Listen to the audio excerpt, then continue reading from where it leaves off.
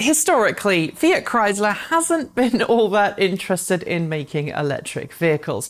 The late Sergio Marchionne, chairman and CEO of both FCA and Ferrari, and chairman of Maserati, was a vocal skeptic when it came to electric vehicles. Even when Fiat began production of the Fiat 500e in 2012, a car that it had to produce in order to ensure compliance with zero-emission vehicle mandates in the states of California and Oregon, well, Marchionne begged customers not to buy it, stating that the company lost $20,000 every time one left a dealer lot. In the last year or two, FCA has softened its attitude towards electric vehicles, promising a slew of new electrified models, including 10 plug-in hybrid Jeep models globally and 4 battery electric Jeep models by 2022, as well as a brand new Fiat 500e, which it said earlier this year will debut at the 2020 Geneva Motor Show. It's even hinted, more recently, that its Dodge muscle cars will eventually get an electric option. Today, we saw the latest play along that roadmap, with FCA announcing that its Mirafiori plant will receive a €700 million investment in order to ready the facility to produce the aforementioned next-generation Fiat 500e. In total, around 1,200 people will be assigned to produce the new electric Fiat, with FCA targeting an annual production rate of 80,000 all-electric Fiat 500s once production is up to speed. That's certainly more than the compliance car that is the current Fiat 500e. But it got us thinking, what will the next generation Fiat 500e need in order to sell in both Europe and North America? Let's start by looking at what the current Fiat 500e offers. Despite being a compliance car, the current Fiat 500e, it's changed very little since its launch, isn't half bad.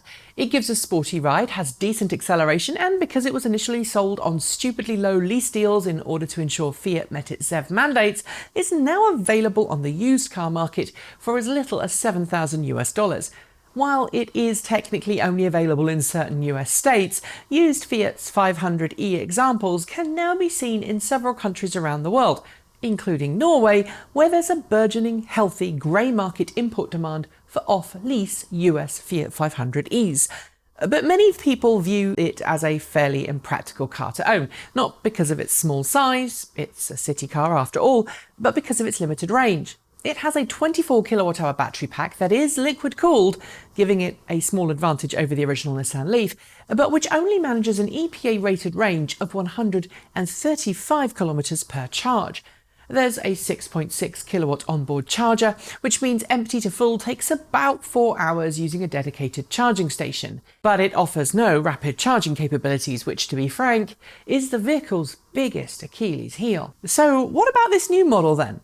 Well, in order to be taken seriously today, I think the next generation Fiat 500e is going to have to offer both rapid charging and a substantially larger battery pack.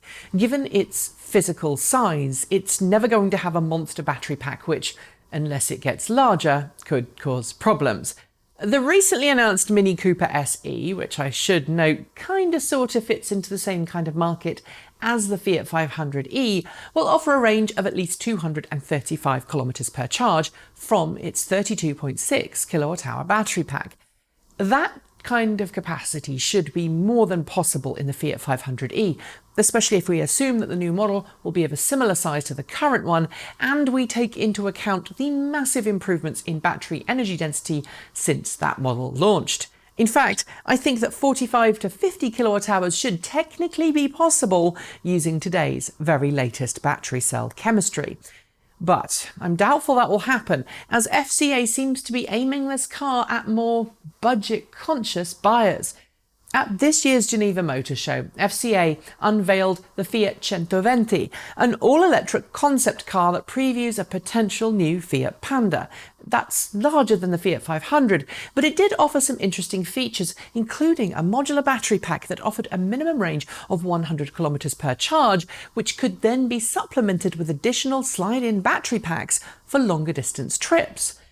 If something like that were offered for the new Fiat 500e, then FCA would certainly have a fantastic, unique selling point. But if I'm honest, I don't believe something this flexible will make it into a car that's due to enter production in less than a year's time. Instead, if I had to guess, I'm going to suggest a real-world range of around 220 to 250 kilometres would need to be the starting point, with a sticker price in the low €30,000 mark with taxes, so a US price nearer to the mid to high 20s pre-tax and incentives.